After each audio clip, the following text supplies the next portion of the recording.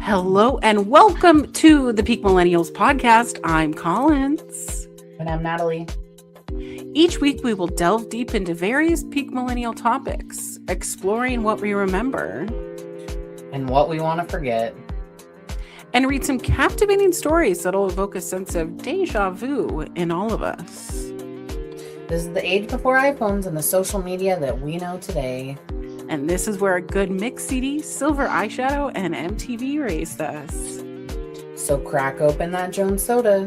And kick off your black Converse. And let's teleport back to the world of the Peak Millennials. Make sure to send your stories to peakmillennialspod@gmail.com or our Instagram @peakmillennialspod. And make sure to like, subscribe, and hit that notification bell so you know when we go live. This week's topic is the start of a new series. It's called Elders.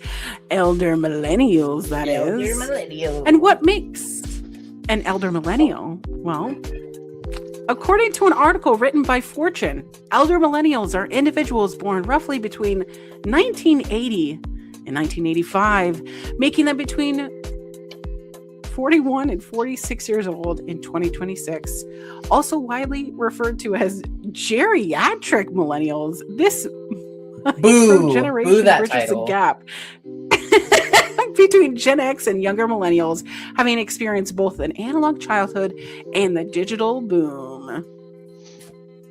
But I, in fact, will never refer to a millennial as a geriatric because I am not, I don't accept that. I refuse that title. Well, our first elder millennial is the lovely, the stunning, the gorgeous. We have Alyson over here on the pod. Hi, Alyson. Hi. Welcome. Tell us about yourself, you elder millennial. You. Yeah, I'm right in the middle. Apparently, I was born in '82, but like at the end of '82, so 83, '84 really is the start of me being a child. Yeah. You just didn't jump out of the womb and you were ready to go? No. But, I do have a lot of things thinking about. They also say Zennial, like Gen X, Millennial, like for like 79 to 83 as well. So who knows? Or the Oregon Trail generation, which we might talk about because that seems to be the defining feature. Okay. You mentioned the Oregon Trail. I downloaded the Oregon Trail game because I revised it for the Switch, and I don't remember it being that hard because I did not make it past like a few of the I forded a river and I unfortunately killed everyone. So. Oh no. You didn't die of dysentery. I didn't die of dysentery this time, but no, I mean, I'm old enough to remember when it's just the green and black graphics on the little Apple IIe. That's what I was going to say, was like the green and black graphics. Anytime, so, Alyson, I don't know, like I have two daughters. One is almost 6 and the other one is almost 17. But my older one, her high school isn't really far from our house at all. And so when she was doing like winter sports, she would be like, okay, it's time for me to like get picked up, because she wasn't driving at the time. And so we would just send her like the GIF or whatever it is, the picture of just like the Oregon Trail wagon, just like just walk it on home. Because it's not even, I mean, maybe it's a mile away. Like the school is not far. Like, girl, you would be walking. Back in my day, we walked a mile uphill in the snow. Think about all the places that you walked, like, though, in Paulsbo. Like, we're just huffing. We're just huffing around and we're just like, walking. Anyways. It's funny you mentioned that because my niece, who is almost, I think she just turned 20 this year.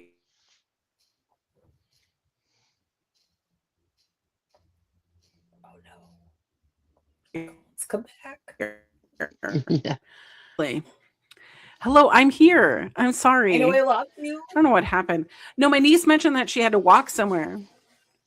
And so she was in Bremerton having to walk. Oh, And she gross. goes, yeah, nobody wants to give me a ride anywhere. And I go, girl, you don't have to deal with the hills of like Paulsbo or like anywhere I have to walk in downtown Seattle because it's literally all hills. All hills. Oh, it's only 3 blocks away. Good luck. Yeah. I'm gonna get a what is that altitude sickness if I go up too quickly. Oh, Thank but you. it's the fun parts of I used to walk everywhere, and also there were plenty of times where I remember, spidey senses are going off. There is a car following us. It's no big deal. Nobody wants to, kidnap me, right? That would never happen today, right? But Oh gosh. well, I always laughed about Alyson, like we have a lot of questions. Yeah, go ahead. Shoot. All right. Do you want me to So- start? Yeah, go right ahead, Natalie. I was like, I don't know what I'm doing today. What am I doing? I don't know. I don't know. I think my internet Um, keeps kicking me in and out. So Okay. Well, I don't want that to happen to you. But you only have a couple more weeks and then you're done. Huzzah. Anywho. Okay. So one of the first Going up to D&D. questions. Are you okay? Yeah. Sippy sippy. Okay. So one of the first questions that we have for you was, it's more centered around like nostalgia and like growing up, is what was the cool kid status symbol at your school? And you can choose like elementary, middle school, high school, whichever really like you remember. Let me see if I can remember this since I was not one of the cool kids. But like, if you think about it, like the most annoying like cool kid thing, like at least in our generation, was like everyone had a Columbia jacket. Oh Having yeah. a Columbia jacket was cool. I think Columbia jackets look cool, but starter jackets, but I actually had those. That was the cool symbol too. Oh, Especially if you had the Charlotte Hornets starter jacket, because everyone liked those colors. why did everybody have that Charlotte Hornets jacket? Was like- that Because the they got teal heavily one with the promoted, and it's black? a teal. Yeah, it's a teal and the black because it was a cool color. Yeah. That's why. That's And the starter so jackets were kind of crazy. cool. Brian and I were literally talking about that last night. Yeah. I think I where had a so Chicago Bulls one. Yeah, so I grew up in Montana. So a lot of times, I think a lot more of the status is with the rich kids. They would just travel a lot more than a lot of us did. So they would talk about, "Ooh, we're going skiing in Aspen this weekend." Like fuck. Oh, cool. Yeah, right. That's cool. All right. They drove new cars. Not broken down hoopties. Yeah. Did you have a car in high school? I did. I had a 1990 Crown Victoria. So, you bet my ass we loaded like 10 people in that car on the weekends to drive it around. That would have been so fun to drive, like, because it's so iconic, but it's like boat-like. Yeah, guess? exactly. Because it's so wide, I had misparked on a street that, both sides parking. I came out of school as a junior, and my friend's like, "The short bus hit your car." And I was like, "Don't lie." Sure enough, she had made the turn too far because it was like a newer driver. So she like clipped the back end of my Crown Victoria on the left side bumper. So that was all damaged. So like for the last 2 years of high school, basically I was known as the kid who's got hit by the short bus. I mean, amongst other things, but Oh my god. That would have been the cool kid symbol for me. I would have thought that was cool. Oh my god. I mean, also like before Old Navy was a big thing, it was in bigger. It wasn't in Montana. I mean, maybe it was in Missoula at the time or whatever. So like a lot of kids especially in middle schools when I first started knowing like Gap and Old Navy and stuff, like profligating. So, it was always the upper status clothing. Stussy before that became like widespread, all those like skateboard brands. So I love Stussy, even to this day. I love it so much. I hate how expensive it is now because it used to be reasonably priced. I didn't know it was expensive now. Ridiculously expensive. I've never heard of it. It's Stussy. Yeah, it was a skateboard brand. Okay, like Massimo, that was the other big one, and then Target. Massimo, Target owns Massimo brand now, so like it's just in Target. But so I bought a Stussy hoodie from Zoomies, and I was obsessed with it. And the largest size that they had at the time was an extra large, and I could or maybe it was a large. It was either a large or an extra large, and I remember that I zipped myself into this jacket, and I was like, this is going to be my cool kid symbol. And it was just all black, and it said Stussy on the back in the script. But it's to this day I'm I wish I still had this hoodie. I love that stupid thing. Interesting. But yeah, it's expensive, and especially even if you look at the American market versus the Asian market, the Asian market has so much more variety, but they're also really expensive. Yeah. So see, I always wanted to wear Roxy because Quicksilver to make a heart, but it only came in small, medium, and large, and I am right. I'm a big kid, so I remember being like, "Mom, I really want this Roxy baby doll tee," and my mom being like, "No, that would look terrible on you." I remember baby doll tee, even baby doll tees now, they're starting to come back around, and I'm like, go away. But I had a baby doll tee that I was obsessed with, and I bought it at Hot Topic, and it was SpongeBob. But it wasn't just SpongeBob, it was Patrick Star, but it had black collar and black sleeves. Of course, they didn't fit, and the seams were bursting because your girl has big arms. But it had Patrick Star right on the front, and I was like, this is gonna fit, it's gonna work. But it also only came in small, medium, large. And I was like, the large is gonna be fine. That poor Patrick was stretched for his life. He was like, help me. Yeah. I was like, that's it. Well, cool. Yeah. Cool kids buying cool clothes. I think it's been part of every generation. For us, it was American Eagle was a really big thing. Right. That started, American Eagle, when I was in high school, American Eagle, Abercrombie, but being a bigger person, it was always just nope, this is something that I didn't even the extra large Abercrombie shirts still fit not very much on me. So I was like, no, it's fine. Okay. What years were you in high school? So I graduated in 2001, right before 9/11. Oh my God. All right. Here, get this. I was a freshman in college in a political science class when 9/11 was happening. Whoa.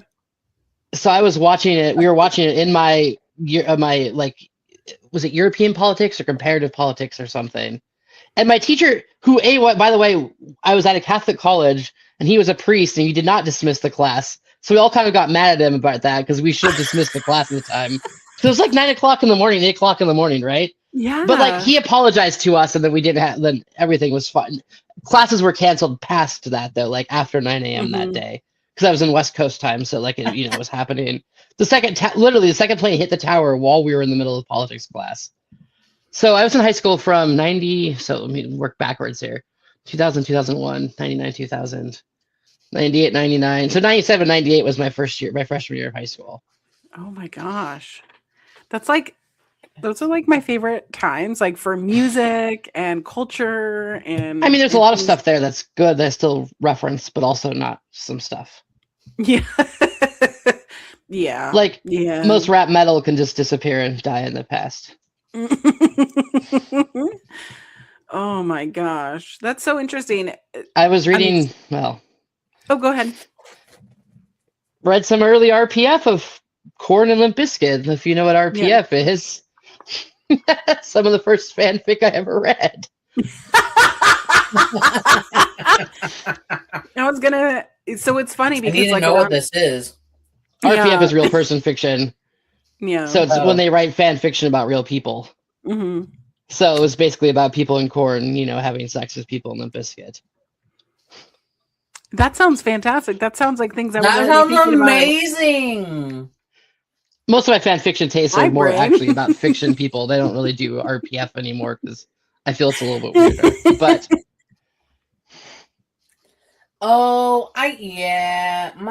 okay, so like side note, I love K-pop. I'm a huge K-pop girly. There is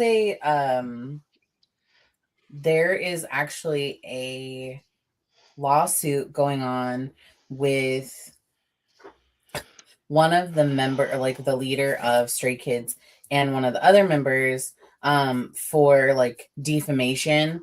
But it was also discovered that someone was writing like pretty nasty fanfic. And so they're getting sued. Oh my god. As defamation? Well, no, they were doing some like deep dark web AI, creating like some AI videos of this particular person like saying some nasty stuff. But then they also uncovered like some fan fiction written, and I was like, could you maybe slide that over to me? Can we read the uncensored version? Yeah, I like you. We're fanfic faves over here. I mean, the fanfic that I've been reading is a lot of like heated rivalry spinoff. Well, I wasn't as shocked. I knew you were going to say that. No surprise there. Sorry. See, and I'm the only fanfic, and I don't want to admit it, but I love Hermione fanfiction. Boo. I don't like J.K. Rowling. Well, yeah. Yeah, fuck J.K. Rowling. I like Draco mostly obsessed and Hermione together. Mostly obsessed with Mentos right now. Mentos? Yeah, Mentos. Yeah. Melissa, Dr. Mel King and Dr. Trinity Santos from The Pit. Do you either of you watch The Pit? Oh, my wife is really obsessed with. My wife's really obsessed with Rabbit, which is Dr. Robbie and Dr. Abbott. She has a thing for sad old men. Honestly, ooh. I'm into that. Send me that over. I just mostly just love boy love. Give me some good BL. Yeah. Boy on boy. Yeah. Men are trash, everyone. But BL is good. Oh my gosh. Sorry. Did you have AIM, MySpace, Facebook? Yeah, of course. What was that like for you? Oh, I had. So I got my first Yahoo email address in 1994 using a computer lab computer at middle school. And of course, I made myself 18, even though I was 13. So the hilarious thing is that email address still exists, and I forgot the password in like 2003, and I had to be like, I forgot what year I was born. That I had put I was born, so it took me forever to like do the math and realize what year I actually put as my age for recovery. Oh my god! Yahoo Messenger, Yahoo Chat Room, AIM, MSN Messenger. I had it all. Mm. Okay, but was there a favorite chat room that you liked? Chat rooms I shouldn't have been in as a 16, 17-year-old. Look, I'm queer, I'm trans, so it's like learning a lot about that in the real Wild West days of trying to figure out your gender and sexual identities as a teenager. There's a lot better information nowadays. Not just probably talking to 45-year-old creepy men, not realizing they're 45-year-old creepy men. I was on a Powerpuff Girl forum for a very long time, and now thinking about it now, I definitely was probably talking to a 45-year-old guy and not another 11-year-old. To be fair, though, I have actually met someone that I met on Yahoo Messenger, and she turned out to be a real person, a real woman that we met in punk rock. We actually met in wrestling, a wrestling Yahoo Messenger chat group. I love that. Okay, but like, I mean, we're technically still Facebook friends, but I haven't. Oh, well, too embarrassing, partially because it includes my dead name, but also half of my MSN or Yahoo names were like my dead name, my dead name's nickname, and then a band after it. So I had dead name, nickname, Limp Bizkit, dead name, nickname, Blink-182, dead name, nickname, Stained. Like, only one of those bands I still like, and that would be Blink-182. Actually, I think it was MXPX. I think it was Blink MXPX 182. I think that's what it was. Oh my God. You know, it's funny because like whenever I talk about MXPX, because MXPX are friends it's of my from brother. Bremerton. Yeah. Yeah. And they're from Bremerton. They went to my church, like Mike Herrera, like he's been in my home. Like, so when I was like a young, you know, teen going to all these like punk shows and we're seeing them at like Foss High School and like going to like different, you know, venues that were all ages, it was so weird because it's like, this is the guy who like has taught me like Sunday school songs. And none of them are in the church anymore either. Yeah, which is a-okay by me, you know? Yeah. But yeah, my AOL screen name, I was Pepsi Monkey for a long time.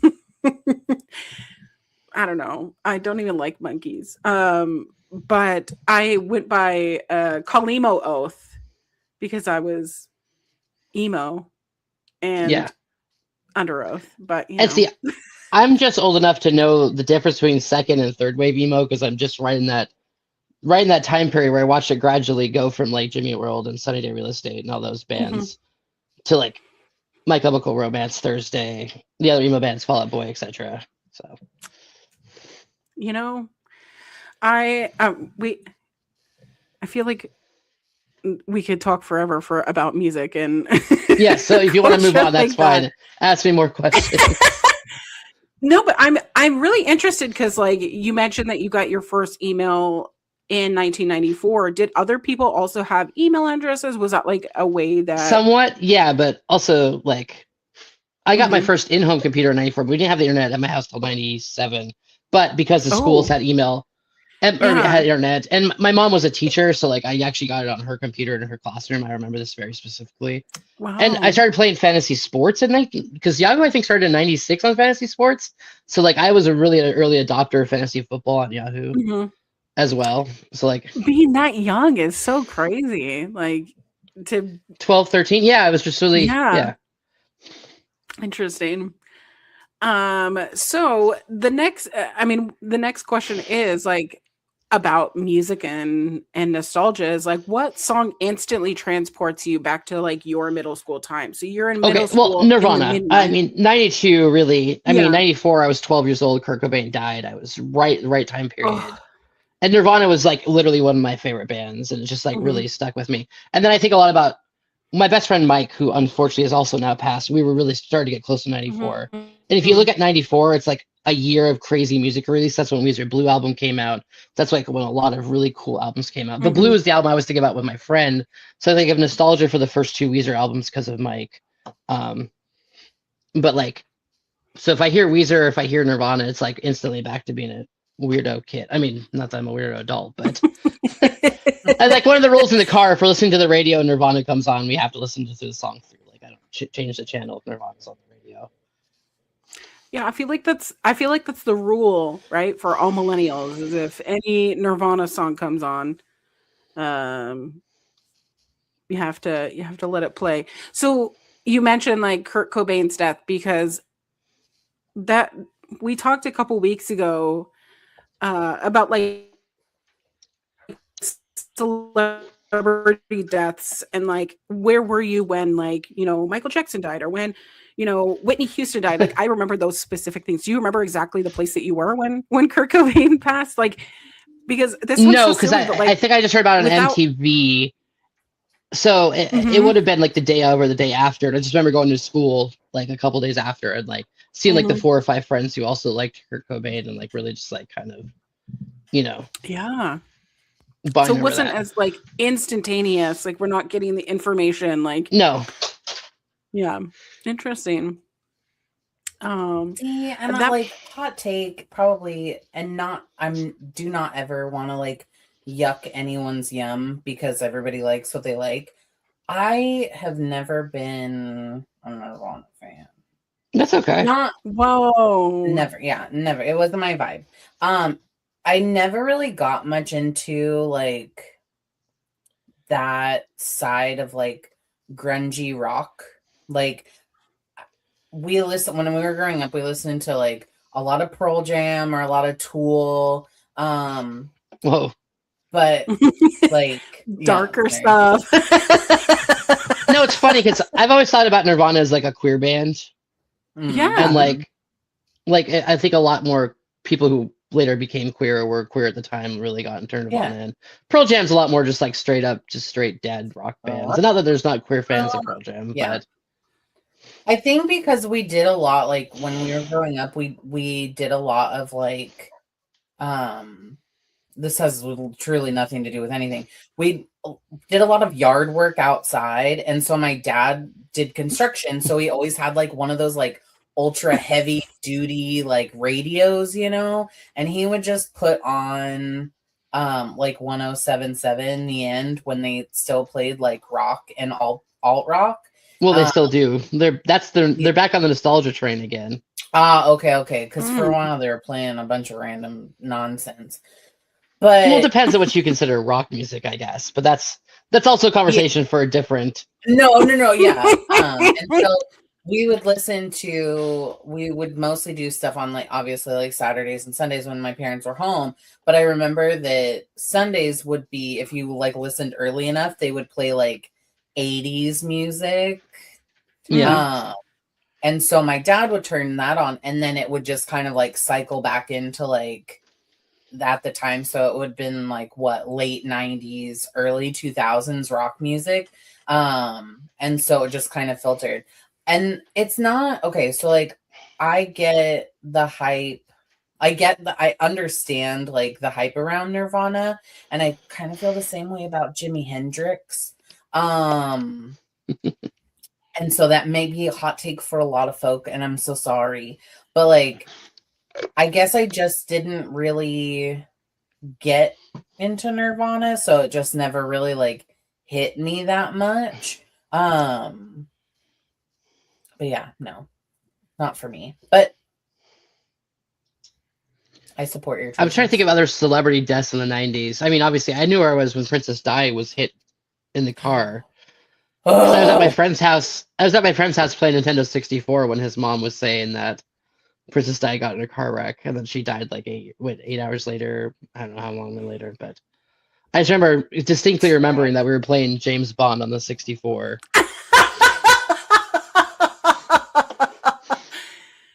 Oh my gosh. I need to know what is that's so funny about James Bond. Sorry. What was the first video game that you remember purchasing? Okay, well, so I got Nintendo when I was like 7. So I had an NES, right? Like pretty recent, new into the thing. It was like, it must have been 7 or 8 because it was definitely in the 80s. So I had a Nintendo for a long time, and then I got a Game Boy and a Sega Genesis. And that was Genesis was my last console until I bought my own Xbox. I was either playing at my friends' houses or computer, because I was like a computer gamer for a long time. Honestly, computer gaming is that's where I excel. But like now I'm like mostly but it's funny because now I'm like mostly just a casual gamer. I play a little bit of Xbox and that's about it. I mean, like other than that, I play mobile games and stuff. So okay, interesting. I found that to be so like Nintendo. So then obviously, like so Mario Brothers and Duck Hunt. Like I obviously remember setting up. The thing about the Genesis though is I remember getting it and then taking it with me to my grandparents' house and then like playing it on old ginormous console TV downstairs and playing Lion King, which if you don't know anything about the Super Nintendo or Genesis Lion King game, It is So hard. fucking hard. I also had I pretty much went through. I think this is also why I gave up on gaming because when you're a kid, and I don't know, the DuckTales Nintendo game, the moon level is hard as fuck. Then you got the Lion King on Genesis, which is also and I had the Ninja Turtles. If you talk about the dam level for the original TMNT game on Nintendo, like I had all these games and they're just bad. So I mean they're hard. I just never beat these games. Like I liked playing a lot of sports games because like then you can play co-op with your friends, and like my parents. I mean I was an only child and my parents were both teachers, so we had a little bit of money. I just never asked for video game consoles because there's always other things I wanted. A lot of times it was like CDs or movies or stuff that would further like that kind of thing. So, but it's interesting you say that because I feel like a lot of like the presents that because my older siblings were born in 1980 and 82, I believe. But it's like the presents that they received were more like gifts that they could socialize with, where it's like, music, mostly like my sister got a lot of like stationary things, so she wrote a lot of letters, things that were like events. They would get like a lot of like experience things, whereas like my brother and I we would get a lot of like video game things.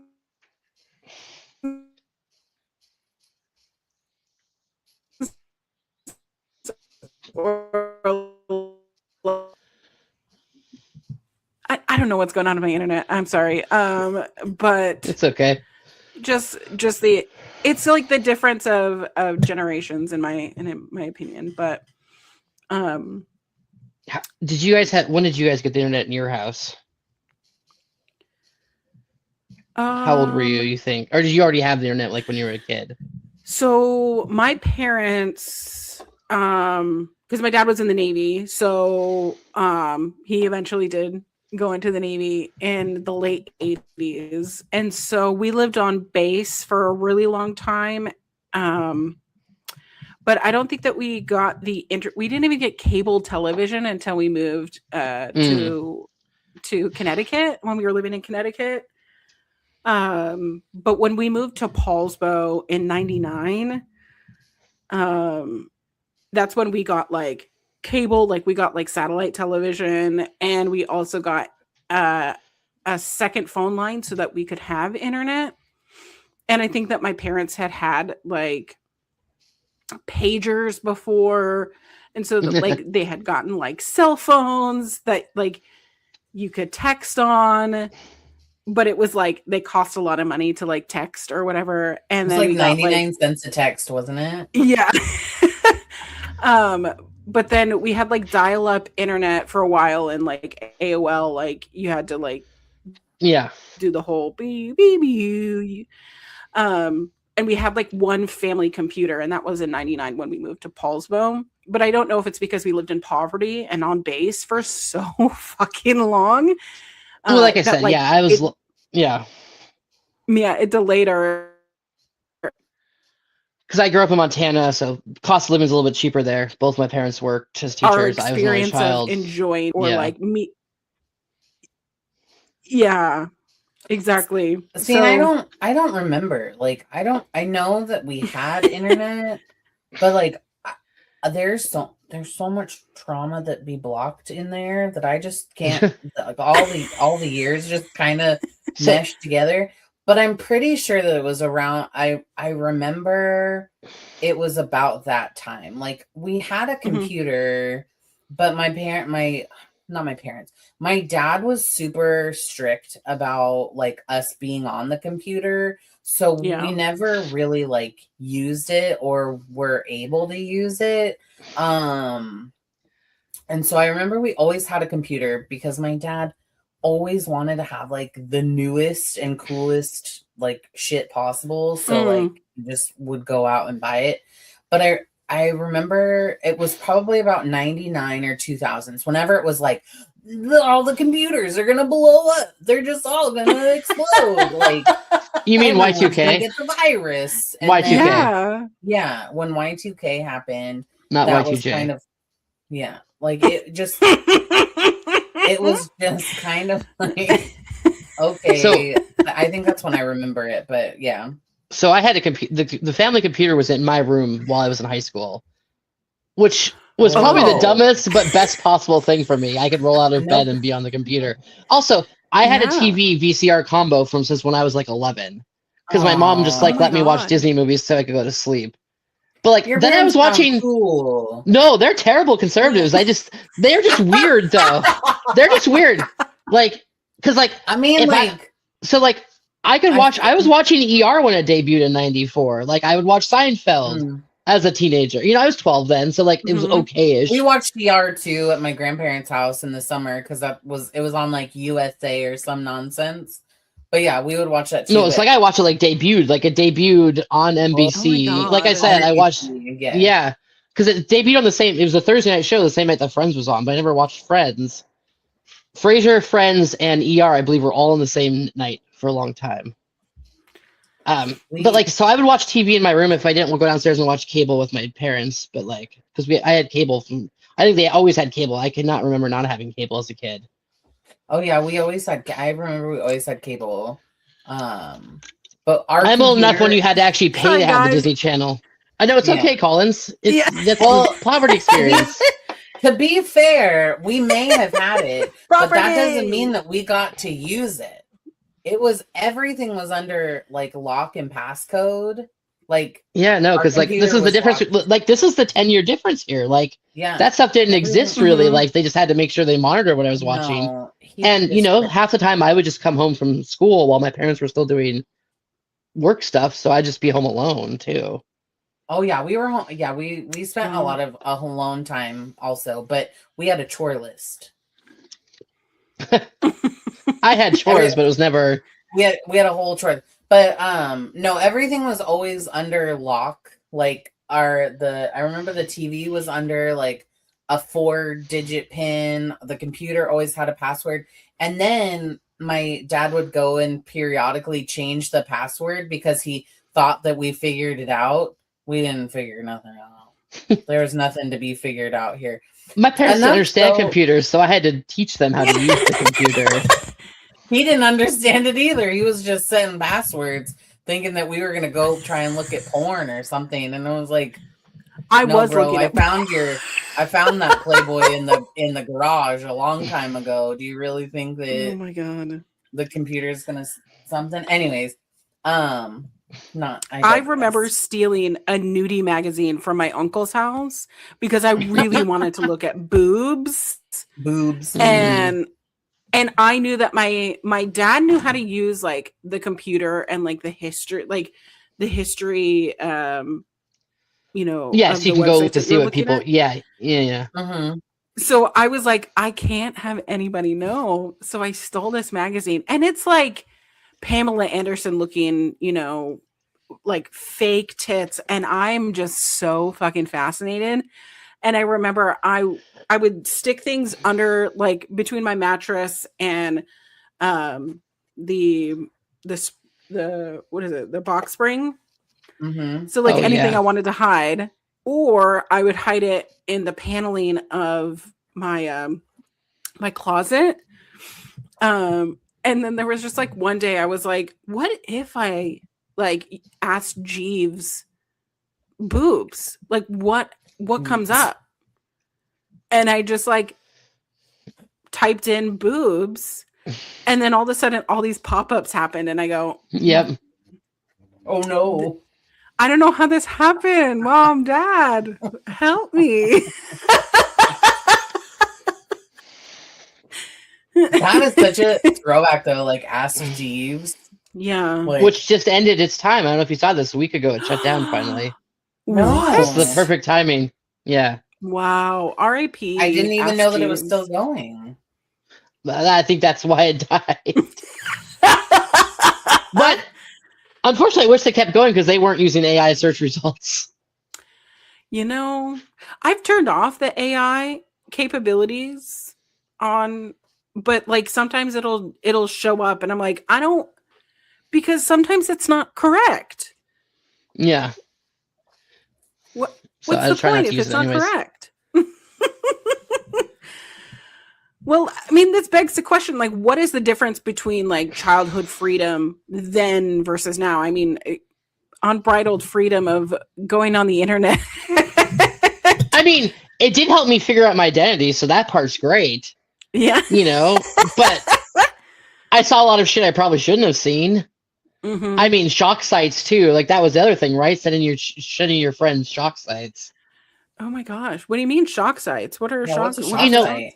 Wait, you don't know like Two Girls One Cup? You remember that video? Oh. Oh, But that's predates. I mean, I was out of college by the time that video came out. But I'm talking about Yeah. stuff that was similar to that. Like Goatsy. Do you know what Goatsy is? I'm not going to explain it if you Mm-mm. don't know what that is. Oh my god! No, it's okay. I don't. No, I'm not going to explain it. But it was definitely something you traded with your friends. Oh wow. Okay. No, I remember so I was in 4th grade. No. Was that 1999? Right? 99 was 4th grade, I think. Probably. I can't remember. For you. So in 99. No, because 90. I it was remember 99 to 2000 was like, I thought that was 6th grade. I can't remember. Maybe it was 98. Whatever it was. I just remember that some of the kids during like when we would have computer class would send each other like websites where you could watch people die. Oh yeah, see, I didn't try. That's stuff I just would not deal with. Like if someone tried to send that to me, that was it. Like weird sex stuff I could deal with, but death, no, thank you. Yeah, and like, but before that, you had like the Faces of Fear or Faces of Death or whatever it was, the video tape that people would show each other. No thanks. No, thank you. I don't like it. I will take sex things. Oh, I think Natalie just looked up Goatsy. No. I was trying to figure out like at what age was I in 6th grade in 2000, like if I graduated, because we graduated in 2006, and I was like trying to like go back, and they had this thing and it was like school age calculator, and it was like if you were born in 2015, and I was like I wasn't. No. So I was already 2 years into my transition in 2015. Oh my god! Yeah, I was already married by that time. So no, I was. Oh, me too. I got married in 2013. Oh my gosh! Y'all finding the loves of your life while. Okay, let me hold on. I'll figure this out because now I'm very curious. Because I remember, so I remember that I graduated 6th grade in like early 2000 because 2000 because they made us do this stupid thing in 6th grade where we had to stand. They broke our like 5th grade class into 2, so we had 2 6th grade classes at my elementary school, and one of the classes had to do one of the O's and the other one had to do the other O, and I was always like, my class sucks. I wanted to be in the other class. The O's, as in like standing in when we did like our graduation photo out of elementary school. Yeah. They did that in 6th grade? Yeah, because 6th grade was still part of elementary. This is what happens when you're homeschooled, y'all. Oh, you were homeschooled? I forgot it. I think I knew that, but I was homeschooled until 5th grade, and then halfway through 5th grade year, my parents they were going through some troubles, and they didn't want to deal with. This was also the same year that I got diagnosed with ADHD, and they didn't really want to. They didn't want to deal with me, so I had to go to a public school. I went to a public 5th grade, and then I got kicked out of Vinland Elementary, and that's when I had to go to a private Christian school. So, and then I went to high school at the public high school, which like going from like homeschool to like a little bit of public school, and then like a private Christian school is like so sheltered. I had no concept of like anything that was like it didn't show, friend. I thought you were the coolest. You thought I was cool? Okay, no. so like Alyson, I have to tell you this like really quick story. So Collins and I went to high school together, all 3 years of high school, because still at that time it was only 3 years of high school. Oh wow, not where I grew not up. So that's weird. Yeah, right? Sophomore, junior, senior. Yeah, so it was 3. Mhm. Because the middle school at the time still did 7 7, through 8, 9. Yeah. Mhm. Yeah, so it was 7, 8, 9, and then the high school was 10, 11, 12. So I didn't meet Collins until 10th grade year. 10th grade. And like we knew of each other and we were friendly. Like we said hello and like we had classes together and all stuff. But like I shit you not, I was so like I was like, oh, this girl is so cool.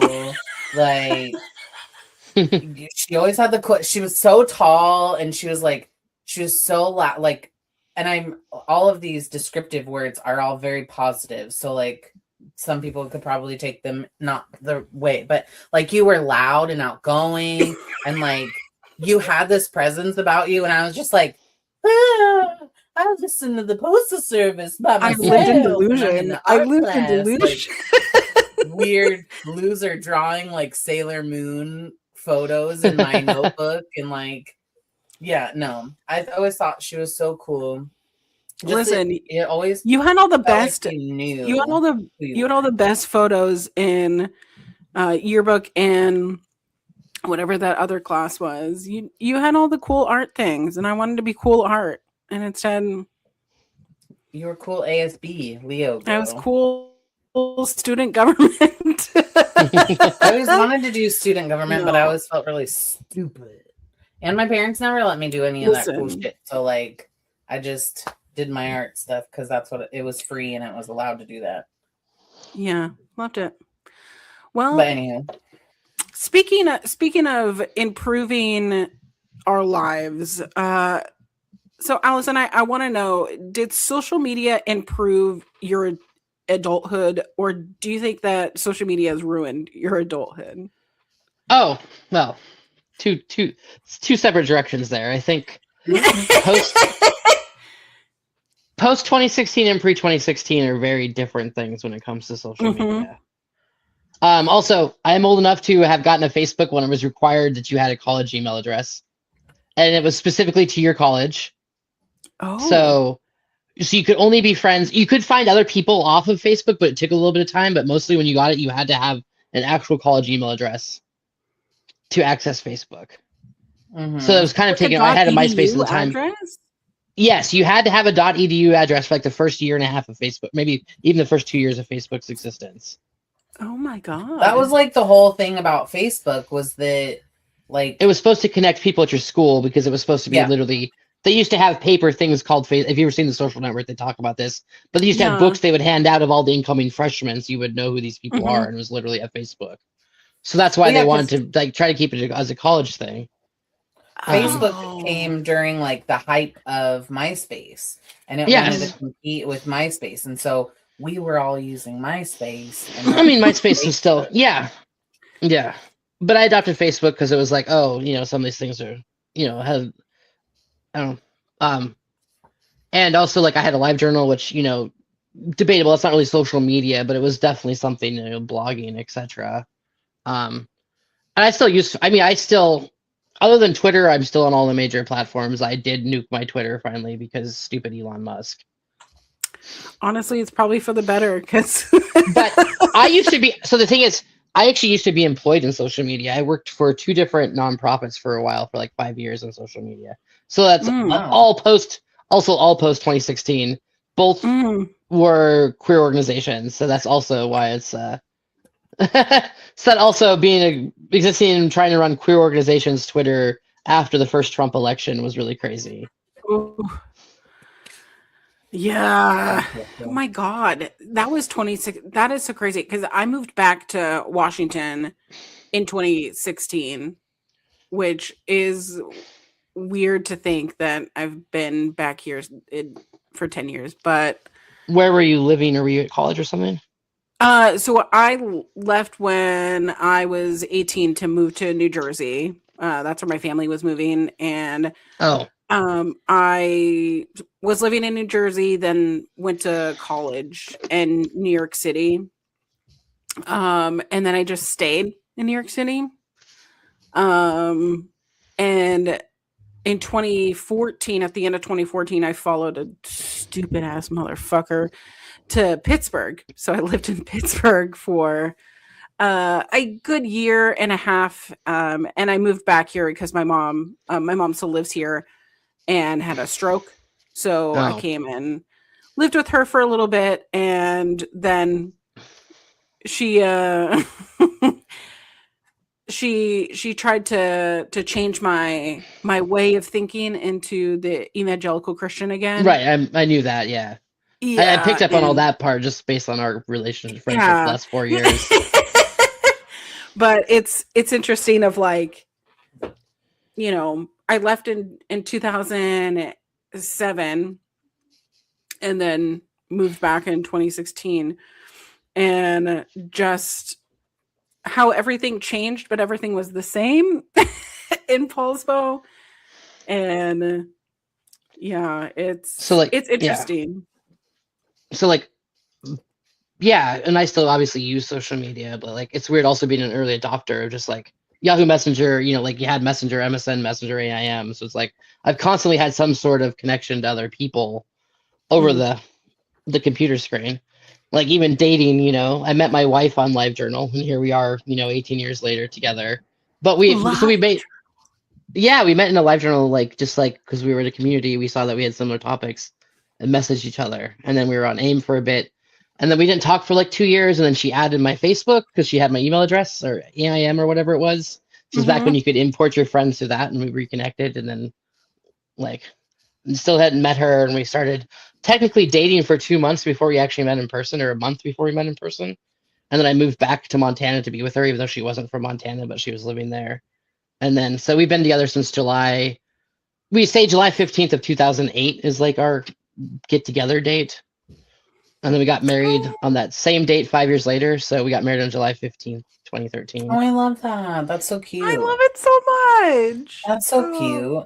Do you I love it. Okay, but like, do you feel like since you were an early adopter of like using social media or instant messenger or just like using the internet, that like as an elder millennial, like do you feel like there's some things that like move too fast, or like you don't understand, or like you feel I think if anything, we're the ones that understand more. We talk a lot about Gen Z doesn't have the computer things, because we were on the Wild West days. We were troubleshooting computer stuff. Like a lot of times, like I said, my parents made me figure out what was going on with the computer before they called someone.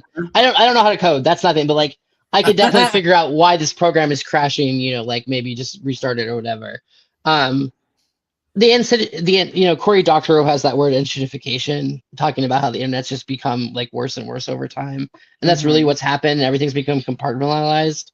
Like even in the Wild West days, like sure, like it was easier to find porn or whatever, bad websites, but at least there was also a bunch of other stuff out there, and it was pretty easy to just like kind of like figure out your niche. And now it's like, but now we're like compartmentalizing those niches, you know, really don't have the crossover, and like really social media shutting down a lot of like, I don't know, that communities are much more isolated again. And like obviously they're trying to pass laws to like block queer internet services from like, you know, you can't go to websites or whatever. Like as a young queer person, finding, you know, websites reading about trans people, like even when it was like kind of bad, but like also like, oh, at least people like me exist out there. And now it's like weirdly gotten worse again. I mean, I know that in real life you see a lot more about trans kids. Unfortunately, it's just all bad news nowadays, which is fucking is awful. But I do feel like everything's gotten worse in a lot of ways. I do like social media, but like Facebook, just shoving random AI reels down my throat every day sucks. I find that like I find that like as I'm getting older, it's not that I feel like stupider when I get online, because there's like some things that I don't understand. Like I don't use what is that, X? I don't use X. Twitter, yeah. I don't use it because Twitter. I'll dead name it. Yeah, I was like, I've never used it because one, I don't understand it. It really confuses my It brain. changed what it used Like to be. It used to be like even the when best it was place for break. Oh Twitter. yeah. Yeah, even when it was Twitter, it just didn't make sense to me. I joined it once because I had a crush on a boy, and I was like, "Oh, he uses Twitter, so I'm gonna use Twitter." But like, I didn't understand it, so I got rid of it. So now, I don't get it. But even like Discord, like I don't get Discord. It makes no sense to me. So like I just stay on. I'm only on Facebook because like my old grandma is on. Like my grandma is on Facebook, and like I want to share pictures like of my kids with her, and like my husband's family is on Facebook, but like I don't really use it anymore. I liked Facebook when you used to be able to play like shit games like Farmville. Farmville. I want to play some Farmville again. Like I loved that game, was so fun. And I understand you can play like mobile versions, but it's not the same. I don't want to play it on my phone. I want to play it on my computer. Like I wanted to play it that way. So yeah, it's interesting, but I do agree with you in the fact of like we've spent so much time like between like being an elder millennial and then being like where we are is we've spent so much time like online like sorting and figuring so anyways. It's interesting you said that you don't figure it out, or you can't differentiate, because those are the two that I use. Between that and like Threads, I really like using, which is Threads also like a like MAGA old school hellscape. Twitter. Threads is like old school Twitter in a lot of ways, though. Except it's not. I wish they would have. I wish it was chronological. I don't like that it has the same Facebook algorithm where it's just like posts from whenever the last 3 days and you just see whatever's pushed out. But I get frustrated sometimes at the algorithms because it does like push content so that like I understand like rage baiting, a lot of it posts things that like more people are interacting with, rather than, hey, here are the people that you follow, here's their content. Because I find it almost impossible to try to find, like, even on Instagram, it's like, unless I've like, I put them under like close friends or whatever, like I rarely see like people that I want to interact with or people that I follow. And I hate it because sometimes it's like Instagram or Threads or even Facebook will show me like things that like my friends have interacted with, or like a politician has interacted with, and I'm like, this is not what I wanted or signed up for. Like, what the fuck is this? And I hate how a lot of social media is worked, especially with like political offices, because like I was following, like, for instance, I was following like when Joe Biden was president, so I was following right, and then like they just converted them over to Trump and Melania again. Correct. And then I'm like, you had to go in and like I'm remove not yourself. following them. Oh, I hated that. Yeah. No. I'm not following you. No, I am not following them. And then like people would like post these things of like, if you're following these people, I'm unfollowing you. And it's like, give us some time first, right? Can we have some buffer time here? You know what I miss though about like old Facebook? I'll say it, like, I miss a good ridiculous chain letter. Like, send this to like, 5 people. Yeah, like, but all the boomers are just forward this. Yes. Yeah.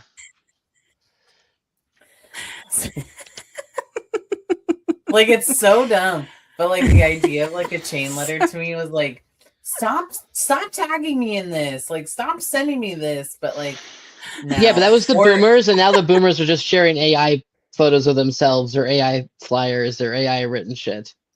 There's it's so funny because I'll be sent something from my mom that she's like, look at this like picture of Seattle, and I'm like, Mom, that's fucking AI, and it's like Seattle is on fire. She goes, are you okay? Oh, I know. During the whole Chaz Chop thing and Oh like my god. all my relatives, Yes. and when we went home for my grandpa's funeral, everyone was like, "Oh, are you okay? Did Oh, you survive so sorry. Seattle?" I'm like, "Yeah." Oh my Yeah. god! First of all, the Chop was like 2 blocks. My friends were involved. I had a bunch of friends doing stuff there. It's Same. like Yeah. downtown Seattle has always been kind of weird. It's fine. It's no big deal. It's a big city, so of course there's unhoused folks. Of course there's people, using on the streets. It happens because of capitalism. It's not Democrats' policies. It's not big cities' fault. It's because capitalism. Sorry, that's my. Don't let me get on a whole 2-hour long capitalism rant. Mm-hmm. We could sit on that soapbox too. You're not alone. You're not alone. Yeah. Well, and I mean, it's the same. Like my other grandma will send me random stuff. She'll be like, "Are you guys safe?" Like the what was it when Auburn was like flooding? Oh yeah, that was the thing. I was like, no, Mm. Federal Waste fine. Yeah, when it was everything was flooding, she was like, "Are you all right? I saw online that everything's flooding." I'm like, I'm like 20 minutes away. I'm not flooding, and I live in the Highlands, so Oh like yeah, you're I'm way not. uphill. Yeah. I'm way up here. Your girl's fine. Your girl's fine. But there's so many things about social media now that like I'm like, this is exhausting, and I kind of hate this. And I just miss how it used to be, like back in the day when you could like log into Yahoo and you could like play a game and also chat with a bunch of random people in a chat room at the same time, play a ridiculous game. Like, yeah, I loved it. So what do you think is like peak internet culture? Like when did it peak, do you think? I mean, a lot of people say MySpace, but I think MySpace could be the peak of. I mean, really, you had teenagers and kids, and you had the fun little backgrounds. We were all kind of still learning to code back then, and and you could put your little song on there.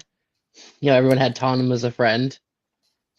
Oh my gosh. Everybody had Tom. Oh my That's gosh, so Tom funny. being your friend. MySpace had a lot of what I mean, because you could also just add random celebrities as follows. So technically, they were your friends. Like, so it's like Twitter in that way. So it had like the early Twitter. The only thing MySpace didn't have was ever like Messenger, right? And that's what made I think Facebook would end up also killing MySpace, was that Facebook had a Messenger service built in after a bit, so it was easy to text your friends that way. My MySpace, because I wasn't allowed to have MySpace, I created a fake one and I catfished a bunch of people. But you weren't on the TV show. That's the other thing, right? Catfishing or pretending to be. This was before. Yeah. Well, that's the other thing too, right? Okay, I love Catfish. I love that show. Me too. Yeah, I do. I love that show. No. I mean, I catfished a couple of people, and then like, I just remember very distinctively that like I was not allowed to have MySpace. Like my parents were very specific. They were MySpace, and I was like, I'm gonna have a MySpace, so I did it anyways. And I got a picture of a girl. I don't even know. I got it off of Google. I was just like, girl with brown hair and blue eyes.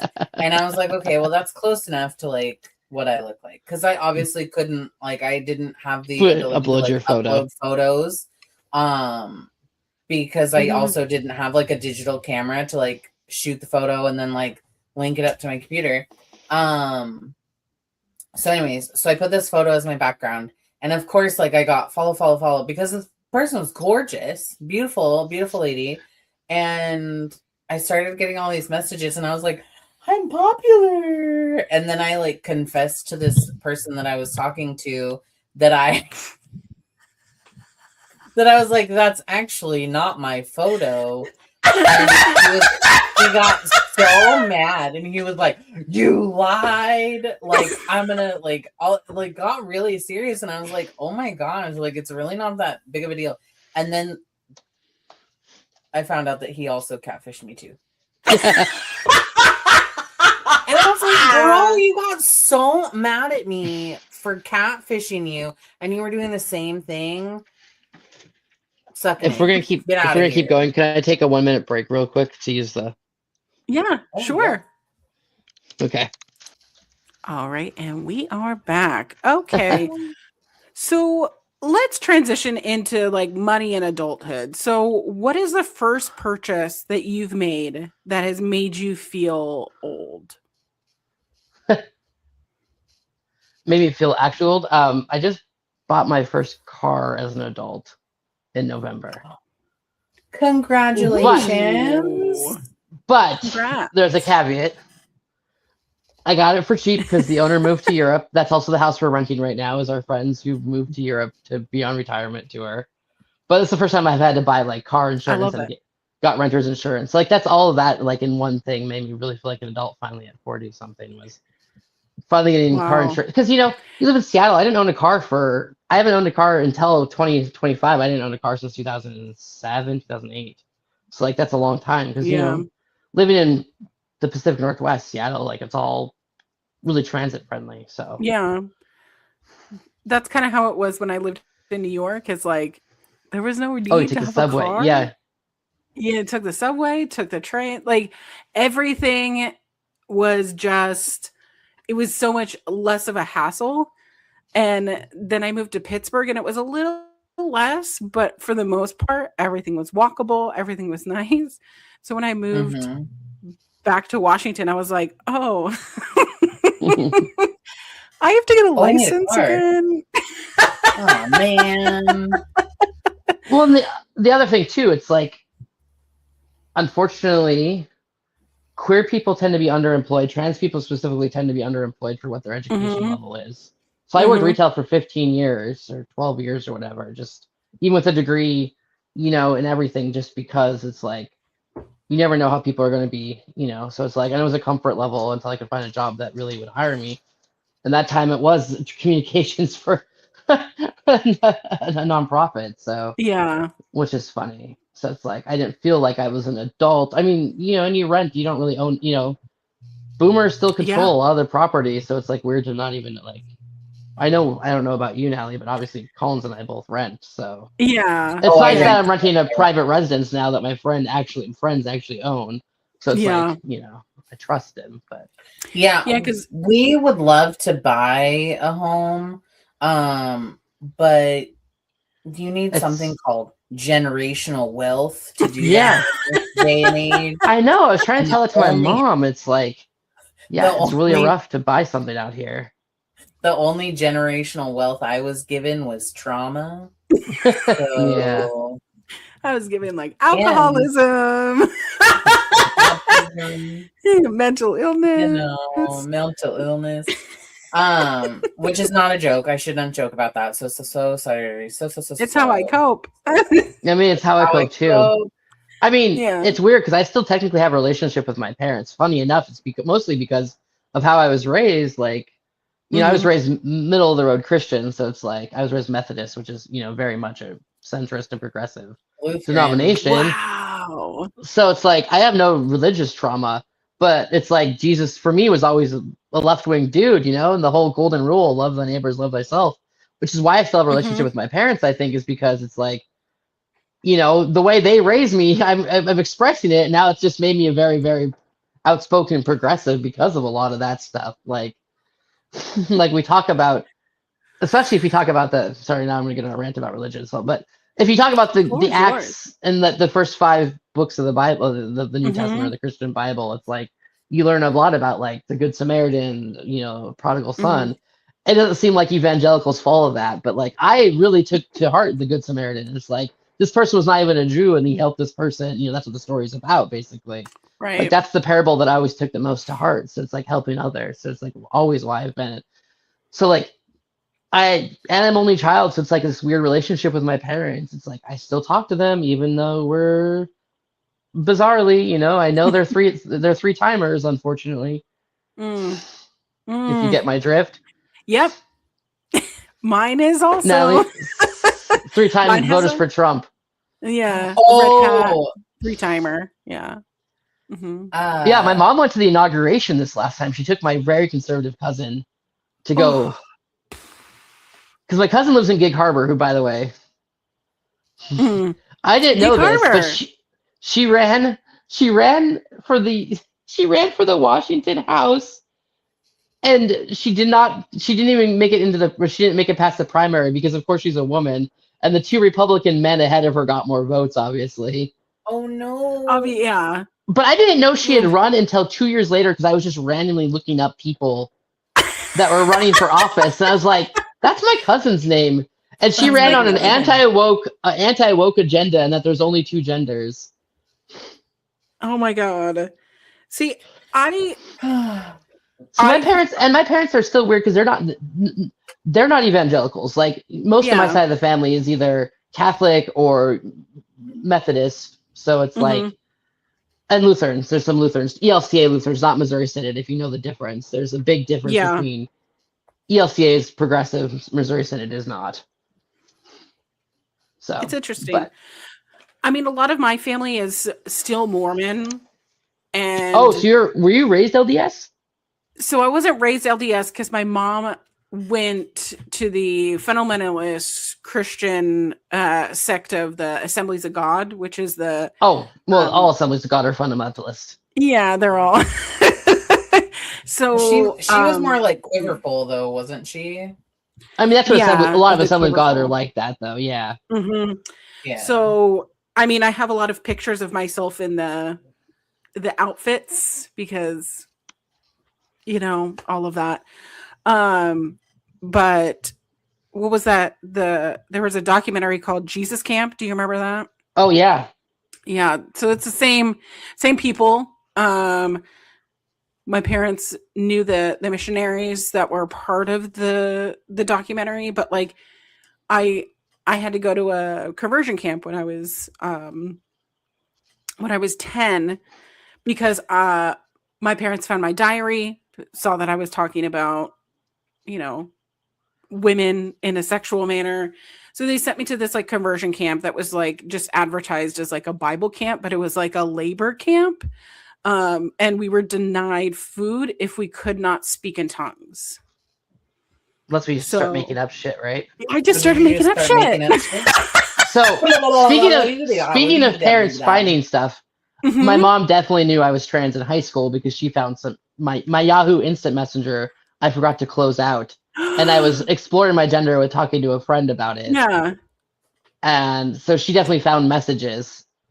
And then so when I came out originally in Oh my 2006 god. to her, I was like, "Mom, you know this," but like, Mhm. but then I went back in the closet again for a long time because I was basically forced back into the closet. And it's still Yeah. so most of my mom's side of the family doesn't know I'm trans because even when I went back for my grandpa's funeral, I pretended to be male. Oh, I hate It's that funny. so much. It was weird. It's fine. It is what it is. I chose to But do it like because I wanted to go to my grandpa's funeral, mhm. which is funny because that was in 2023, so that would have put me at like Mhm. 10 years into my transition.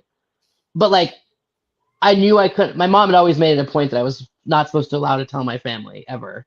Like the whole point of me living in Seattle was like so that I could be escaped from them. So I mean, I can understand that because my younger sister is a late bloom lesbian, and when she divorced her husband, like she was like, I will never touch a man again. They gross me out. And my mom to this day, like I think it's both my mom and my dad really only refer to like her partners as like her friends. it's funny because my parents love my wife. They love Carolina, which is great. Friends. Oh my god, I love Well, that. it's interesting because my dad is a 3-timer, but my mom is not.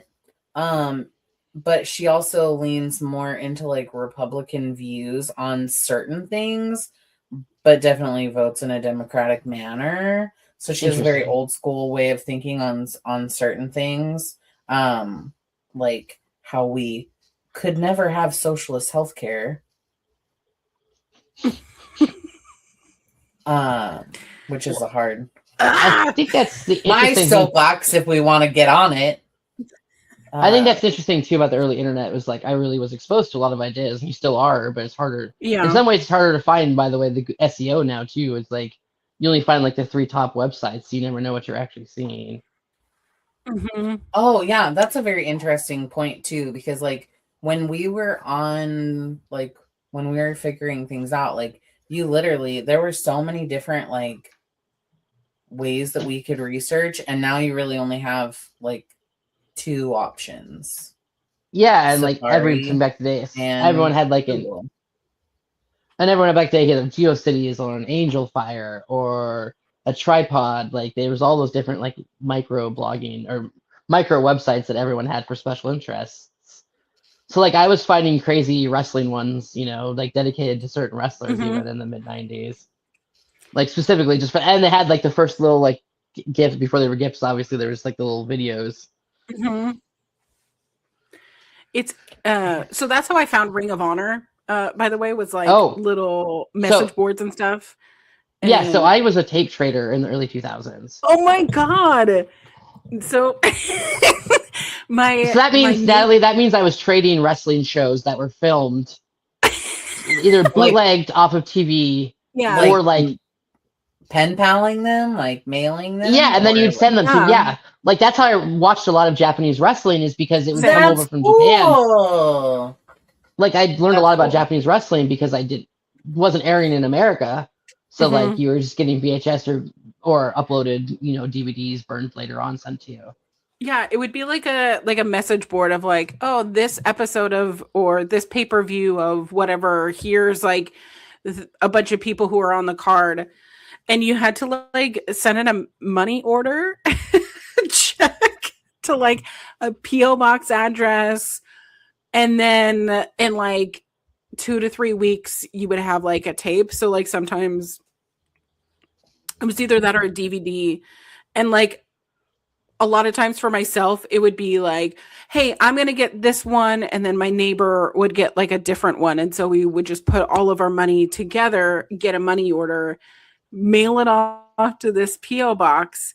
And then we would just like trade the tapes together, because we thought, you know, if we're going to do it anyways, we might as well do it together, because then it would be sent together. And then we would just like pirate and torrent things that we could find.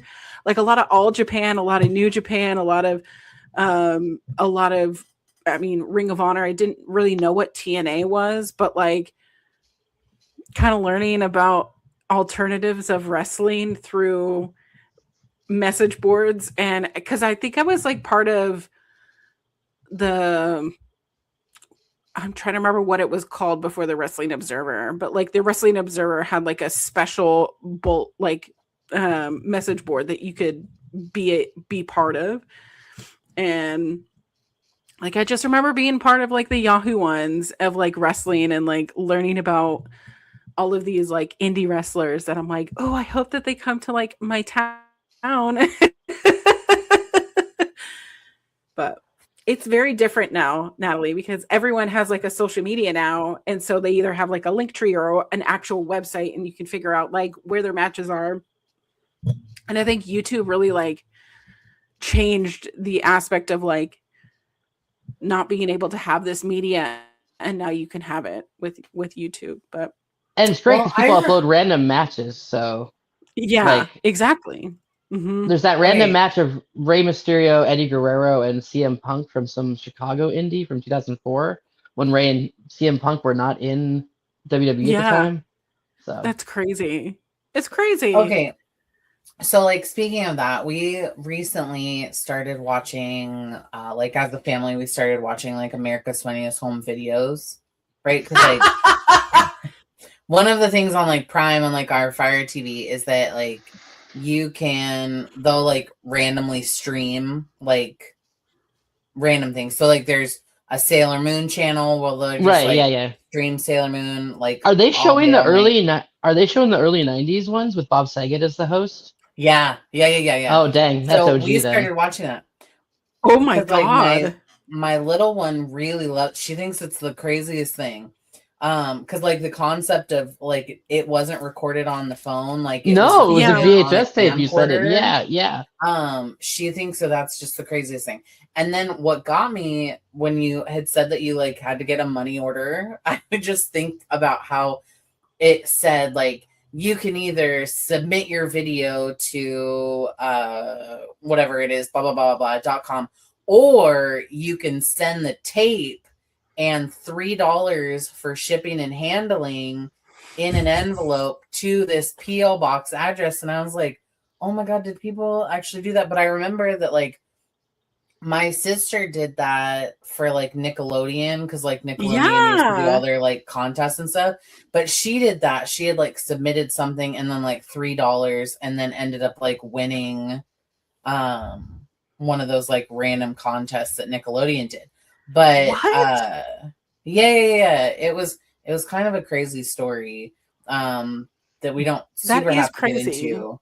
But Nickelodeon's another thing to talk about too, because when in '94 is when Snick debuted, which was their like Friday night thing or Saturday night thing. Yeah. Because that's when they had Are You Afraid of the Dark? Clarissa Explains It All. All that, yeah, OG, all that. That's some of their first ones. It's like I remember taping it, getting a VHS tape because we were going to be gone that night. So I made my dad tape it. So I had the first like whole block of Snick on a 2-hour VHS tape for a long time. I love it. You can watch it on YouTube, by the way. Oh yeah, I'm sure. So, Alyson, then were you a Nick kid or were you a Disney Channel kid? Oh, mostly Nickelodeon. I mean, we had the Disney Channel, but back in the day, Disney Channel didn't really have. It had some originals, but it was mostly just showing their movies and stuff, or like old TV shows, like OG. I mean, '90s. Obviously, they brought back the Mickey Mouse Club. That's when Gosling and Timberlake and Britney Spears and all of them were on that. And of course, I watched that then too. But I was mostly a Nickelodeon because I liked Doug. Probably my favorite cartoon as a kid. Well, it was a mid-teenager. I mean, Rugrats, all that stuff. So like, that was like a lot of the Nicktoons, I guess, is what I watched a lot of. But Disney Channel, I like Disney movies. I didn't watch Disney Channel as much, other than like, because we owned all like VHS tapes of like Dumbo and all the main movies. So. Yeah, I love that. I love that so much. It's very interesting because we differ. Because Natalie, aren't you more of like a Disney Channel kid? Yeah. So are we talking we was iCarly on Disney Channel? Sweet Life. No, that was on Nickelodeon. Okay. Yeah, I get those mixed up because I'm older, so I didn't actually watch them. Oh, that's past. Yeah, me. That's a little past. That was my younger sister. Okay. Like my younger sister is only 2 years younger than me, but she was like an iCarly, Zoe 101, like that side, High School Musical, like that kind of stuff. And I was definitely more of like Princess Diaries, Brink, Xenon. But I did love like Lizzie McGuire. I was obsessed with Lizzie McGuire. Even Stevens, like that kind of stuff. I definitely watched. Those are Disney Channel shows, right? Yeah. Yeah, those are more Disney Channel shows. Disney Channel shows. But was Even Stevens the one that with Shia LaBeouf. Right. But that wasn't the future. No, Phil of the Future was the time travel show, right? Yeah, the time traveler. Yep. Yes. So we were not like one at like my parents' house. We didn't watch a lot of like kids TV. So like we watched more like CSI. Oh yeah, I mean like I said, I was watching ER Evening Magazine, King 5 News. Like we watched that kind of stuff. But when I was at my grandparents' house, we had more you geriatric Natalie. Yeah. Actually, it's funny to talk about your grandparents' house because the first time I ever saw Buffy the Vampire Slayer was at my grandparents' house. I watched the very first episode air when it was airing like live. Well, these are all like cultural moments. Oh my gosh. Yeah. My parents would ship us off to California. Sorry, go ahead, Natalie. No, it's okay. My parents would just like ship us off to California in the summertime. And so my grandparents had like kind of a really interesting like schedule. So we would do a bunch of chores like in the morning, then we would play for a little bit. And then usually between like 12 and 3 was when my grandpa wanted to take like a nap. So we had like kind of downtime. Well, at that time, like he had been up since like 5 a.m. So like 12, he needed some rest. And my grandpa was like doing a lot of yard work and like doing stuff. And it's like the Palm Desert of California. It's hot as hell. And so we would be playing in the pool and like doing all this stuff. And then we would have downtime, usually from like 12 to 3. And so we could watch whatever we wanted. We could watch soap operas. We could watch Disney Channel. We could watch like movies.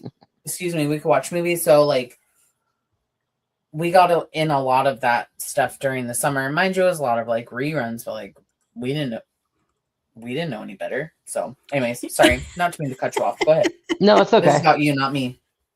No, we got more questions. I don't know. What else we got? Well, I mean, we could do. So what is Ask like a Millennial. luxury? Oh no, yeah. Oh, Sorry. are you Go ready ahead. to do? No. It's okay. Ask your question. You go. Okay, my last question will be: what is a luxury from childhood that now seems a little basic? Great question. Oh, interesting. So like something that we had as a kid that now like everyone has basically or something. Happy Meal money. Right? Oh my gosh. I could go for like a 90s Happy Meal. Honestly, Like, I had a cell phone before most people had cell phones. What? But it was technically my parents. But we had 3 cell phones, or they had 2 cell phones at the time. My mom and my dad's, and then they added mine later when I was in high school, so like 99, 2000. But it was like a brickish flip phone, and you had to pull up the antenna to get service, and it was like the only thing you had was like the green and black background too on the number, so like that's all you had. But they gave it to me basically so they knew where I was. But I had a feral high school. I mean, by the time I had a car, we were hanging out on the weekends. I didn't really have a curfew because I was a good kid. But like we'd go hang out at the 24-hour diner and smoke cigarettes and drink lots of coffee at 11 o'clock at night. So cool. I wish that was me. And I'm curious though, like, okay, so I didn't really smoke cigarettes in high school except a little bit as a senior, but like when I came back in 2003 when I moved back home, that was really my experience of really going to the 24-hour diner. But that was also what we did in high school too, was just drink a lot of coffee. We got kicked out of one of our diners because we had half and half drinking contest, who could have the most half and halves. And my friend had 123 of those little tubs.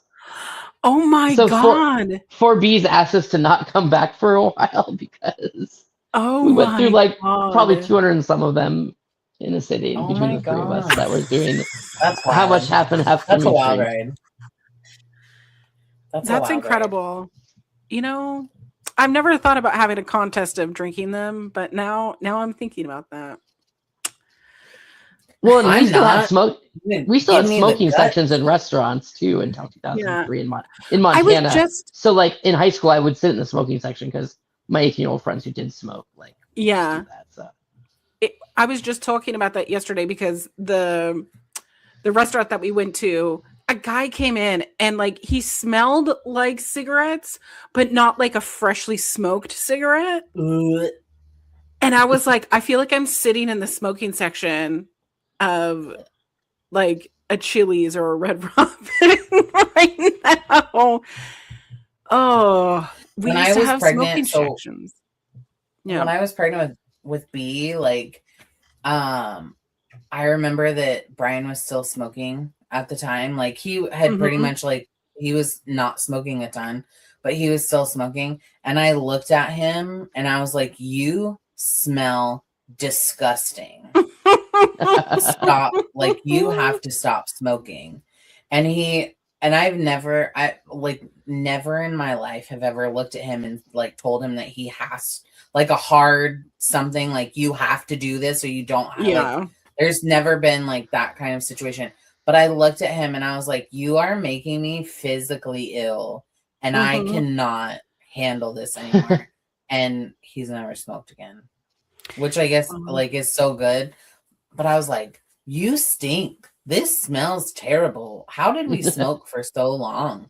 And just like be like, oh, spritz, spritz, spritz, like, we smell fine. Yeah, I used to use a fucking Victoria's Secret body spray thinking that was enough. Just a couple of quick spritzes, the little DKNY. Speaking of things thought that I was like seemed like a luxury as a kid, but like, like the Mhm. perfume, like the basic perfumes and colognes like CK1 and stuff, that was like a luxury, and now it's like, no, that's just like a regular body spray now. that, yeah, and now I'm like, oh, yeah. We're not that's just talking an about Dior or everyday thing. anything, Yeah. Oh my gosh, that's a You know oh. what's something that I think is always like a luxury thing, but is so common, it's still like such a commonplace, is having like going out for coffee. Like even to this day, my mom's like, we have coffee at home. We have coffee at home. Or like going to a restaurant, like was such a luxury thing. And now I'm like, I don't want to cook. I have to figure out what to eat for the rest of my life every day, 3 meals a day. No, I don't want to do that. I know, Not and it's interested. cheaper sometimes to go out, which is crazy. Yes. Yeah. Well, shall we ask a millennial? So this is the part of the show where we take the questions and inquiries from the internet. They are either sent in by our listeners, or in this case, we are just finding things on Reddit and we are answering them as millennials. So I'm going to do the first one, and Natalie, you can do the second one. Alyson, chime in with your advice. So Of course. This first one is coming from the Am I Overreacting subreddit. This was posted actually 7 hours ago. So, am I overreacting over unemployed husband wanting to play golf all day, every week? All right, they go. My husband and I are in our 30s. We have been married for 6 years. He got laid off exactly 2 years ago. I've been working multiple jobs to support us in our lifestyle. He gets to work out every day, hang out at home.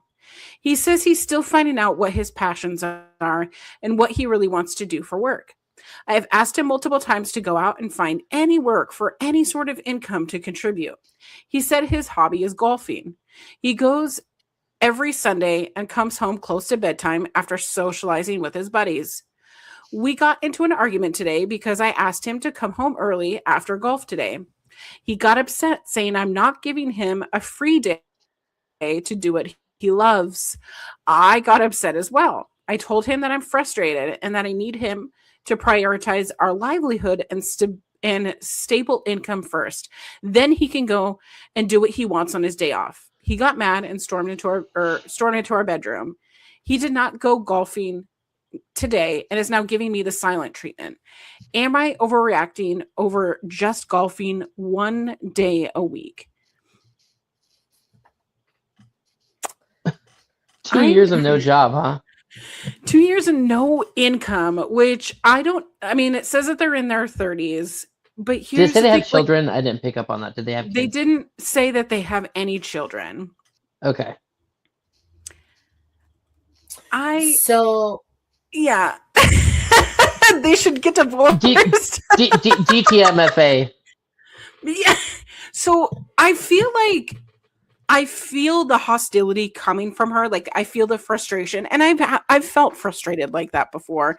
And I'm sure that like my partner when I was unemployed felt that frustration, but I feel the audacity of this man being like, I deserve to go out with my friends. Okay. Who's paying for that? After doing what? Yeah. And whose money is he using? Golf isn't cheap. No, it's not. Golf is expensive. Golf is an expensive sport, and especially knowing that like I don't know a ton about golf. My husband loves golf. He would love to go golfing often. He does not because it is expensive. But it's like your shoes, you have to buy specialty shoes. Those are not cheap. You have to buy specialty clubs so that you can play. And it's not just one type. There's a ton. I know. 18 different, I don't know. there's a lot of different clubs you have to use. Like most golf courses require you to wear specific clothing. So like Mhm. you have to have your golfing wardrobe. My dad actually golfs and it's very expensive. And you have to pay the fees for the courses. You also green have fees. to pay every time that you play, like, and depending on the game that you play, it depends on, I think there's a difference if you play like 9 holes versus 18. I'm gonna have to get Brian's opinion. Brian, you're gonna need to comment. I in know the actually a lot comment about golf. section My dad's more a about huge golf. golfer too. Yeah. But like, I mean, did she say he was only going 1 day a week though? Yeah, she said he's going 1 day a week. So Okay. Yeah, but still, he's not. says What's he doing the other simply 6 no days a waist week? patches. Yeah, that's what I want to know. Because Like, I would be he's okay with him working having his every free day. time. yeah, he goes every Sunday and comes home close to bedtime. Here's the thing: let a man have a hobby. Like, I don't know, let it, like, give yourself a hobby too. But here's like, the thing: it's either get a job or have your hobby. Like, not saying that you can't hang out with your friends, but just know that I will not be paying for your hobby, because she's basically paying for his hobby. Okay. And I get the job market sucks, but it's 2 years of unemployment. Yeah. That doesn't sound like he's looking. My question is, I have questions. So like, what time does he start golfing? Because if he's like an avid golfer, golfers want to start golfing as early as possible so that they're not standing out in the sun. So usually they're going to tee off, I don't know, super early in the day and then be done about 1:30 or 2 p.m. She says that he's not coming home till close to bedtime because he's drinking with his buddies. Like, he's definitely drinking with his buddies. Girl, there's some questions we had. Or are they? Yeah, never mind. Yeah, we could speculate. Or he's fucking around on her. I was like, are they touching? Are they touching putters? Are they washing balls? Yeah. That's what. Yeah. Because that's a lot of meals and for that's them, the thing, right? Drinks. Food, drink money, green fees. I mean, once you buy your clubs and your shoes, you're good for a few years on the shoes, anyways. But if you lose balls, you have to consistently buy your balls. Oh yeah, and your tees. Yeah. So that's like, I don't think that OP is overreacting or being an asshole, because like, depending on if she's the one that's, or they, I don't know, if OP is the one who's funding all of this, I don't know. And as a person who recently got laid off, like, there's a lot of stress in that, and for someone to just kind of like be free balling for 2 years and like, well, I need my 1 day, like, okay, but you have 7 days a week technically.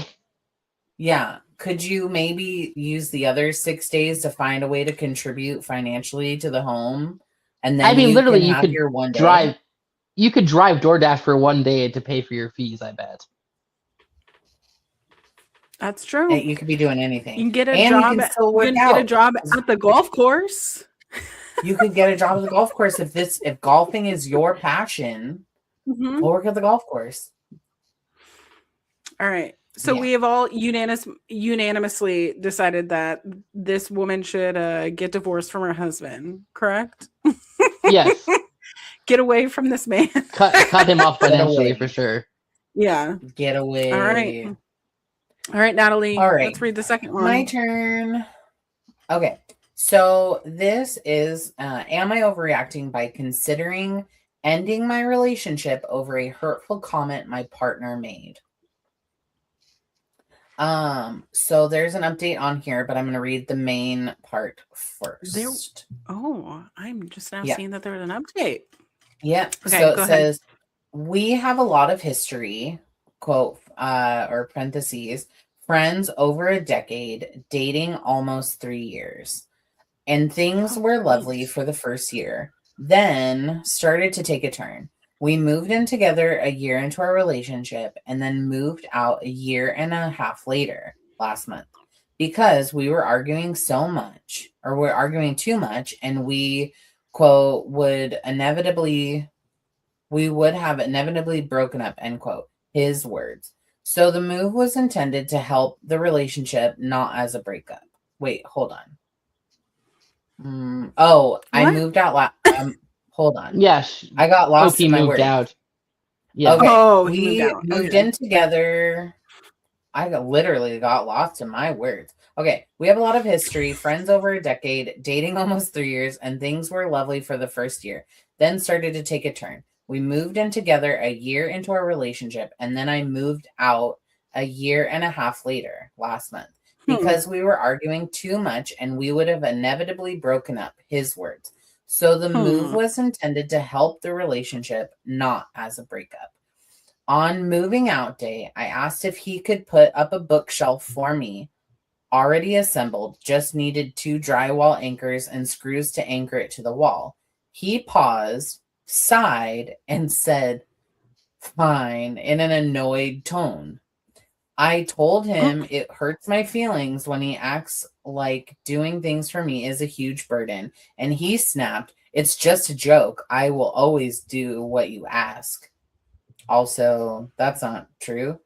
I said, I get that, but when it's every time I ask for something, examples for Reddit, can you bring my water bottle back with you while you're up and in the kitchen? That's my favorite thing to do for people, by the way. It starts to not feel like a joke, or it starts to feel like not a joke. He got so angry and exploded. Do you even like me as a person? So you don't like who I am or my personality. That's who I am. I joke. Mind you, there was no smiling, laughing, or playfulness in this quote unquote joke. We have a few other incidents as I'm having trouble moving past, but this one for some reason feels the most significant. I told him something hurt my feelings and he got angry instead of apologizing. This was a month ago. He tells me I'm never satisfied and he can never do anything right in my eyes. So I've been questioning whether I make too big of a deal out of things that I should move past. Am I overreacting and considering ending this relationship because of it? Hard no. Please end this relationship. I don't even need to finish. I'm starting to lose hope that the sweet guy from 2 years ago is ever coming back. We're both almost 40 and I realize this probably seems silly at our grown ages. Edit, he swears he loves me and really wants this relationship to work. I think you are all right. That this probably isn't actually true. And let me go up to the edit. So after we heard all that chaos, it says update. I don't know whether to update here or in a comment, but I broke up with him tonight and oh my gosh, he made it easy on me. I mentioned this exchange as an example of disrespectful and unkind behavior, and he responded by getting furious and telling me I'm the only person in the world who would think that. He doesn't know 72 Redditors unanimously agree with me. He said that my emotions are too wide and insane/crazy and just keep doubling down. He really made it clear my decision was the right one. Thank you, friends. I'm incredibly sad and grieving what it should have been and feeling proud that I stood up for myself. What? Okay. Well, I mean, so it was good that she was already moving out when she posted it. Oh, that made my everything God. a little bit easier.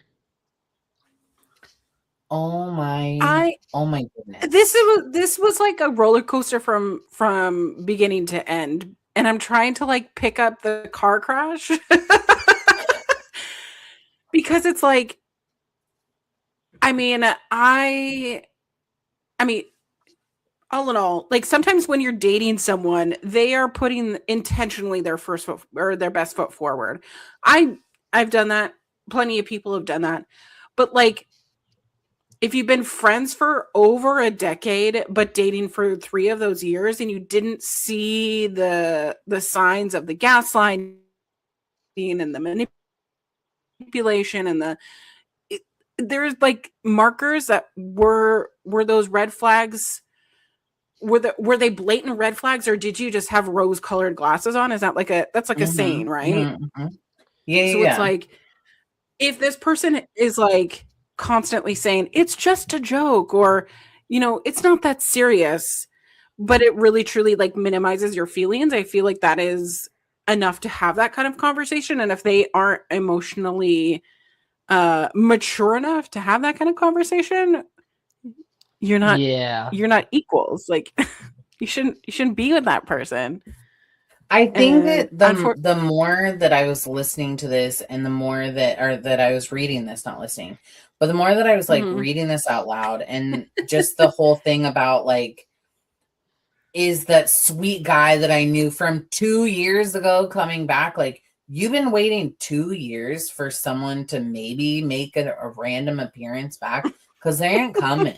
Like, this person clearly doesn't care about your feelings, doesn't really care about you, because in like that is no joke. Like, there's no, if you were to look at your like either of you look at your partner and say, hey, could you help me out with this? And they're like, oh, fine. Like, we wouldn't be together. No. We wouldn't be together. Like, I'm in a partnership. I'm in a relationship with somebody. I'm in a partnership with somebody who is my partner, who is there to help me, who's to assist, to be somebody that I grow in life with. And if you're friends with if you were friends with somebody and they were that person for you, and then you became into a relationship with them and they turned into an asshole, like, ew, gross. And you're almost 40. Like, get out. Don't just be with somebody because you feel like you're going to be alone and old. I'd rather be alone and old than in a relationship with somebody that sucks. It sounds like he just did not want to do the work. Yeah. Literally, the relationship work and or put up a shelf.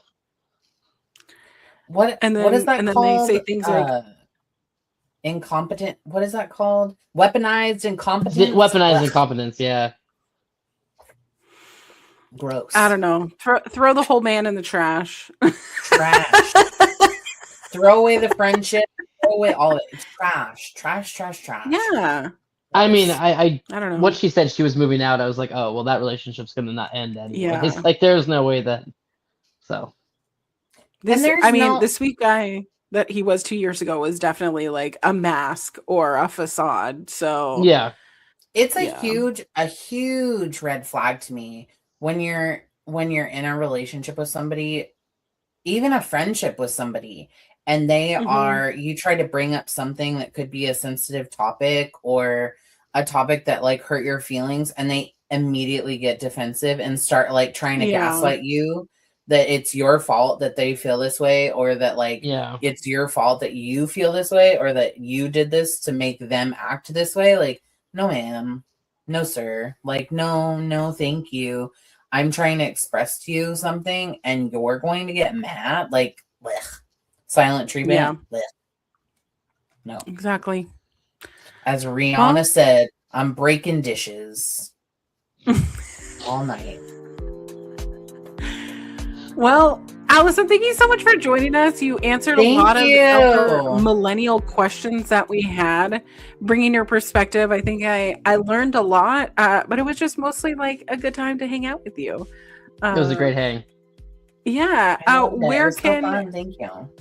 Where can people find you if you want people to find you on social? I'm on Instagram and Threads at, I think it's just Alyson. It might Alyson McManus, Alyson C. McManus. I think it's. I'll send it to you afterwards. So you can. I can't remember it. I can't remember because at one point I had to have my initials in some of my things because there was an Alyson McManus that had already taken the social names, and then half of them were not taken. so I can never remember what one is which. But that's it. Perfectly fine. It'll be down in the comments down below. But Natalie, where can we find you on the social medias? You can find me on Instagram and on TikTok. I did say Facebook, but you don't need to be searching me there. At Natalie Christina, both of them just linked right here. And then you can What find about me you, anywhere my there's love? Yeah, you can find me anywhere there's social media _queer auntie.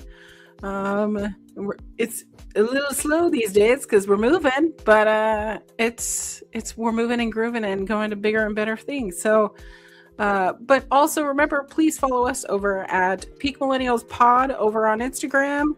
I had a lot of fun this week with our little quizzes to see how well you know I us. love that. And so everyone funny. found out. Everyone found out that I used to chew on my Barbie's legs.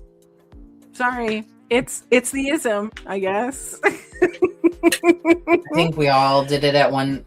I was more of a hand chewer, but like, yeah, there's that wasn't something about an that option. plastic. You know, if I'm Something full of about it. microplastics, it's probably a Barbie hand. Mm-hmm. All right. On that note, have a wonderful week, everyone.